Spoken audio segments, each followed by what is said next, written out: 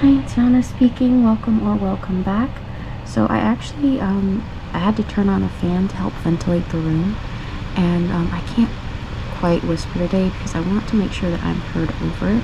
But I'm gonna try to keep my voice really soft and be really soft-spoken still, just so that this is still a very low volume, soft-spoken video. But I can't whisper or be completely quiet when I speak because I want to make sure I'm heard over the fan. So I am going to paint something else today. I'm thinking of using like this mint green and this purple and a silver. Let me just show you. So this will be much less of an ASMR unless you just like really want to hear the fan. But I'm gonna go ahead and paint. I don't actually know how loud I sound or how much the fan is covering me up, which is why I cannot speak anymore. I thought I would talk about Shanks today, you know, from One Piece, because I feel like I'm always talking about something from One Piece, but half the time I'm either ranting about how bad their government is, or like just really talking up someone that I appreciate. Anyway, we do stand a legend, and Shanks has not done anything wrong, so here we are. Anyway, I'm probably going to do this for about 16 to 20 minutes, not too long, because I am still having a flare-up and I am pretty sick. Not from the plague, just like in general, so I can't do this for too long, like I said. I'm thinking of starting in this corner. I hope you can see it, actually. There we go. Hope you can see it. But yeah, this is to help like ventilate the area, because I am working with chemicals and I want to make sure, and I'm also wearing a particle filter because like I can't not.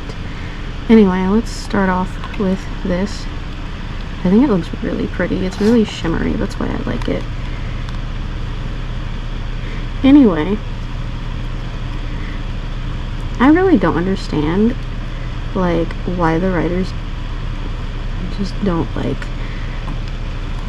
really capitalize on the fact that Shanks undoubtedly saw Roger as a father. Like I know he was his captain, but I just feel like he would have seen him as a father figure. I mean, it would be hard for him not to, and it's not like Roger was cruel to him.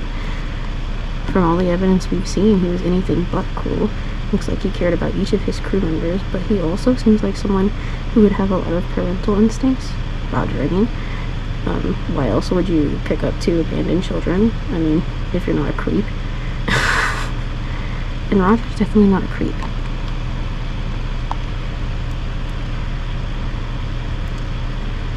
If I recall correctly, and this may be fanon, I don't actually remember, but, you know, he doesn't seem like someone that would necessarily go out of his way to have children on his crew. And as far as I'm aware, he didn't go out of his way to have a crew of children. I mean, he just seemed like someone who was really caring.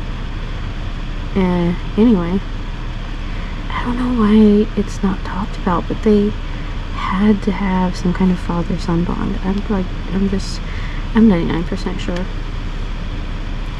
Regardless of what Shanks' bond with Buggy is, it wasn't a surprise that they're like so close. Regardless of how you interpret their relationship, they must have undoubtedly both seen Roger as a father. And even if they didn't see him as a father, they would have seen him as an older brother or a mentor. You know, they would have been close. So I don't know why that isn't talked about more, like in canon or just outside of fanfiction, because, you know, it's a logical conclusion to come to. It's not just like, well, what's the word, wishful thinking. It's definitely not just wishful thinking. I mean, when someone takes you in like that, unless they're a terrible person who treats you really badly, you're gonna end up having like affection for them and being close to them and looking up to them. And I've never had any indication that he sees Roger badly, so.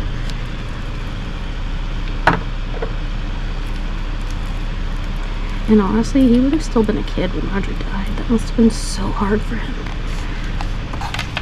And plus the crew disbanded, so like it's not like he had a bunch of people. It's not like they have therapy anyway, but it's not like he had a bunch of people to like talk to about it. It had to be so stressful. I do wonder if that's why he drinks so much. Sorry, should have put a trigger warning for like, I don't know, substance discussion. Even though I'm not really going to talk about it much, but like, I mean, not explicitly anyway. Shanks seems to always be partying when we see him, unless he's serious, in which case, oh, dude that's usually really jovial is like now really serious or in trouble. Fudge biscuits, I think I just swore. I'm gonna have to go back and anyway, I'm gonna edit that out. The point is, he always seemed like he was like, you know, not necessarily partying like, yay, I'm so happy, but like just partying in general. But now I wonder if it's to like numb his agonies, if he's literally drowning his sorrows. So it's like, this is uncomfortable. Because like, what if he is? What if it affected him that deeply? Because you can't really argue about his consumption of certain beverages, because that's canon. And sure, I know a lot of pirates drink, even Luffy and Zoro, but the way that he drinks is, it just looks and feels different, you know? It just seems different. Like there's something underlying that. And a lot of people do turn to certain activities and substances because they're numbing their pain. They're self-medicating. And as we already established, this world, it's not like it has therapy. It's not like there's a pirate therapist that he can go to, like, yeah, I'm this powerful pirate, but I have like emotional trauma, childhood trauma, like issues. Like, he can't do that. He can't just be like, anyway, I'm sure you're gonna take my pirate insurance. Like, no, he doesn't have that option. They'd probably look at him like he had lost it. Which, fair, because who in their right mind would advertise that they treat pirates? The Marines would be all over that in like 3 seconds flat, lickety split. I'm honestly surprised I haven't slipped up more in these videos, because I am a very colorful person in real life. Anyway.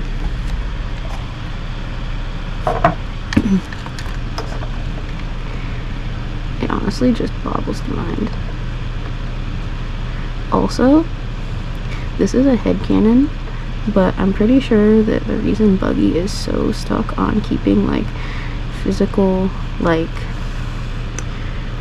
wealth, treasure, the reason he's so obsessed with like gosh, what's the word, materialism, the reason he's so obsessed with that is because the people that he counted as treasures slowly disappeared from his life until he was alone. I mean, if you think about it, even Shanks didn't stay in his life because he eventually left the East Blue, right?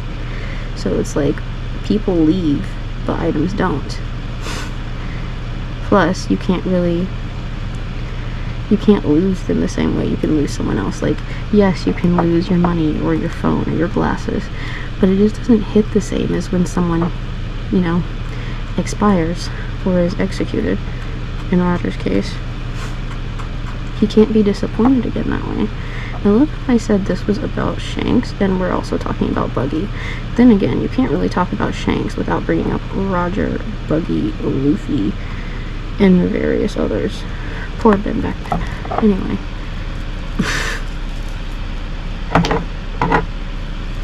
And again, I'm not saying these are definitive things. I'm not saying that Buggy officially, canonically has a fear of abandonment. Although, to me, it's pretty clear that he has a fear of abandonment. He has a fear of not just abandonment, but losing people the way he did before. I also think that that's why he never left the East Blue, because it's the safest sea, which means that the people he does come to care for are safe as long as they stay within its boundaries. honestly. He seems like he's also a very emotionally damaged man. I think they both have childhood trauma, like, say, from losing a parent in a harsh, terrible way, that they are just dealing with separately in different ways. Now, both of those ways may end up being self-destructive, but that's how they're coping. Not all coping mechanisms are healthy coping mechanisms, but they are sure as heck coping, aren't they?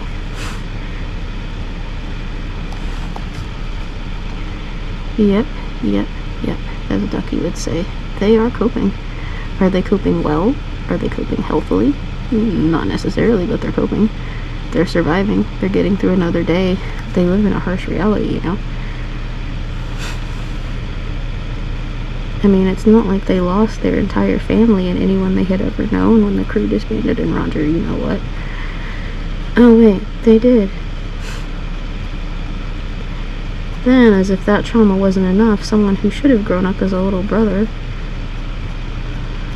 you know, A, didn't grow up with them, B, wasn't able to be cared for by them, C, well, I don't want to spoiler it, but that didn't end well. It's just tragic. I know a lot of things in One Piece are tragic, but honestly, it's like they just can't catch a break. Every time it seems like things are finally setting down, they just get another hit. And is it any wonder that they both went on to become captains of their own crews? I mean, one of the big things in One Piece seems to be found family. And to be honest, who is your found family if not your crew? So of course they're going to hold on to their crew as tightly as possible with both arms, because why wouldn't they? Especially since they both probably have abandonment issues. Not to mention the fact that they're still grieving. Not to mention the fact that at some core level they're both just scared children who never got comfort that they needed. Not to psychoanalyze everyone, but that's totally the thing. Huh, I just realized Rayleigh's kind of like a deadbeat dad. Huh, I guess Rayleigh is a deadbeat dad. Well, more like a deadbeat uncle, but whatever. I know he didn't know about Ace, but like, Shanks and Buggy were right there, my brother. Right there. Like, oh. They were right there. You know. You dropped the ball, son. You dropped the ball.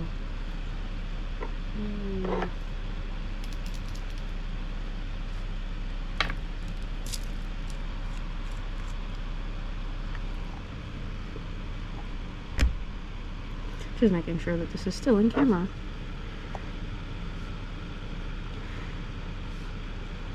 Like, I know One Piece is like rife with tragedy and there are so many orphans. But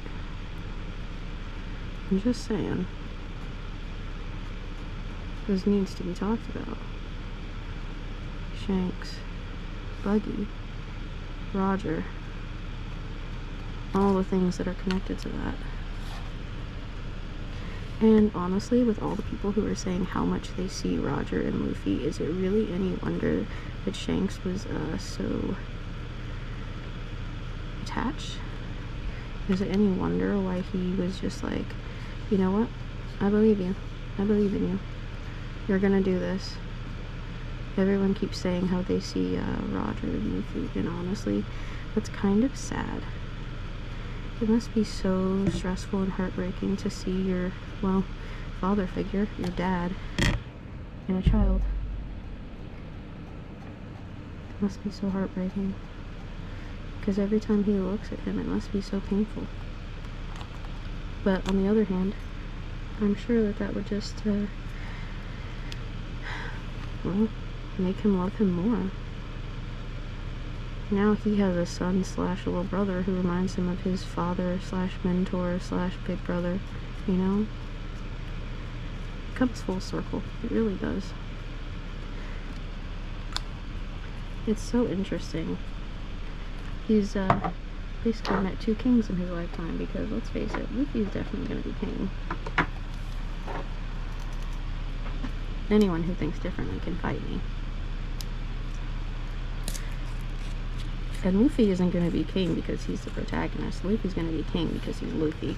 I mean, have you met the guy? I mean, you know what I mean. The loose definition of met.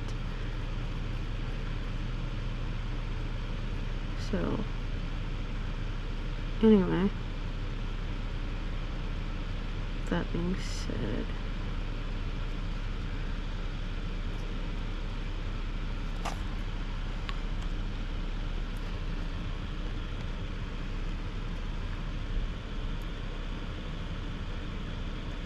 I can't think of a single person that doesn't have some kind of tragedy in their life. Even the minor characters have tragedy in their lives. I mean, think about Usopp's totally not girlfriend. I mean, she was literally in such a crippling state of depression that she couldn't get out of bed because both of her parents died. And not when she was a baby, so she actually, like, remembered them and was really sad about it. Except depression is way more than being really sad, but that's beyond the point. I saw on some, like, One Piece Reddit thread or something that people think that East Blue is the party sea, and that's probably true, but at the same time, I'm pretty sure Shanks was literally drowning his sorrows. Like, just saying.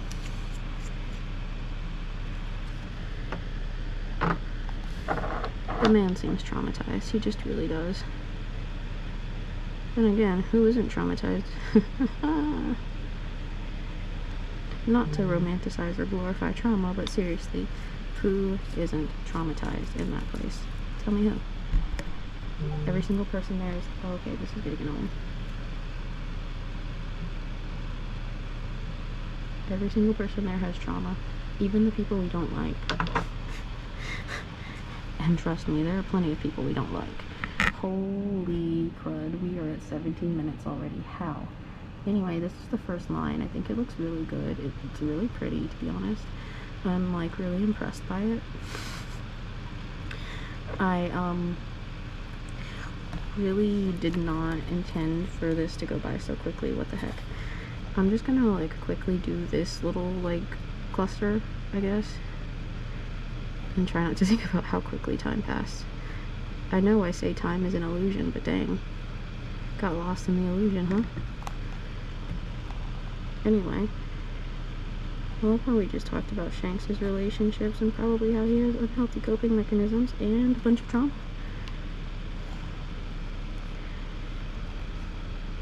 I honestly can't remember if he was at Lowtown during the execution or not. I honestly think it's a crime and a tragedy that he didn't fully know who Ace was. I honestly think he would have been so much closer to him and supported him more if he had known. I feel like it would have meant a lot of him to meet his captain's kid, especially since he definitely looked up to Roger, definitely loved him. You can debate until you're blue whether or not he was actually a father figure to him, but from everything I've seen, he was a father figure to him. He was loved and adored by Shanks. Roger, I mean. Roger's the he here. Anyway, it's a shame they didn't have more screen time together. Panel time, whatever. Because if I remember correctly, the only time they met was when Ace went to meet him, because he was the, like, bigger name pirate that got Luffy into, like, wanting to be a pirate. So, yeah. Anyway, oh goodness, maybe I'll just do 20 minutes. It's fine. I'll do part of this one. It's fine. But yeah, I've seen a lot of fan fictions that theorize that the reason Buggy stayed in East Blue was because he didn't think he was strong enough to cut it in the Grand Line, and also so that he could kind of, like, subtly test the people that wanted to go to the Grand Line to make sure they didn't get crushed there. Which, I mean, I don't know if that's true or not, but fair. I can see why he would want to do that. Haven't actually read the manga, so I don't really know. That's right, I'm anime only. Plus forums. Plus fanfiction. Does not mean I like any of them any less than any of you who have read about them. It just means I have not had the joy, the privilege, the pleasure of being able to actually read it. Mind you, though, buying all of those is really heckin' expensive when I could just watch the anime on Crunchyroll. So, just saying.